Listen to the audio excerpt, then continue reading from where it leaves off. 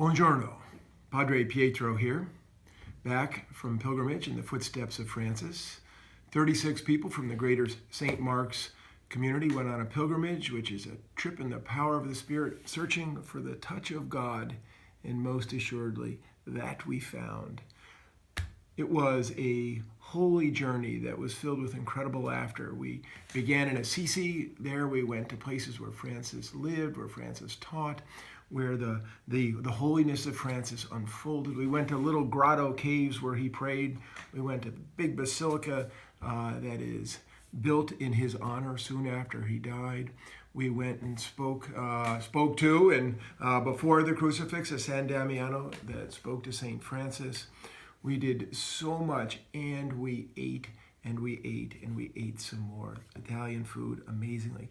Assisi's built on a hillside. We walked up and down, up and down. We talked, we prayed together. We shared our stories, we laughed, and some cried. And like St. Francis, we moved from Assisi to Rome, and as we moved to Assisi to Rome, we visited two other great holy sites, mountaintop sites. One was Greccio, where Francis founded the first nativity scene, and then also Monte Laverna, where Francis received the stigmata. Some of you have seen this great and beautiful sculpture that sits upon my desk of Francis receiving the stigmata. And it was there at Monte Laverna that a holy nun, Sister Angela, was like an angel to us, teaching us out of her holiness, perhaps the most moving part of the trip for almost all of us. Not a place, but a person. In Rome, when we were there, we did so much that one does in Rome. And a little bit of, I realize, is behind me here. So we went to some of the great churches of Rome.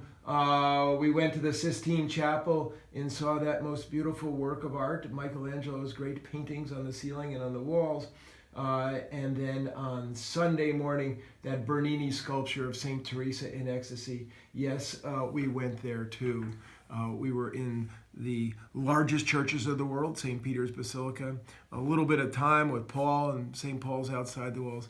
But on that Sunday morning, our last Sunday morning, we went home. We went home in Rome to St. Paul's within the walls Episcopal Church. There, within the walls of First Protestant Church, we gathered to sing the hymns we know, the prayers we know, and with the people we know, even if we don't know them all. I was delighted to be the preacher and also delighted to have a congregation from Arizona, from my former world were there. Some of the people I also knew. I can tell you that that evening we gathered in a circle and shared our stories. It was Holy Communion that we shared as we witnessed with each other. And if there was one thing that marked the trip, it came from Jesus' new commandment, to love one another as I have loved you. By this, people will know that you are my disciples. I can tell you that the 36 people on that trip loved one another in a way that our guide, the man who we called it numero uno, St. Andrea, he was blown out of the water. He'd never seen anything like it. He'd never seen people care for each other the way we cared for each other.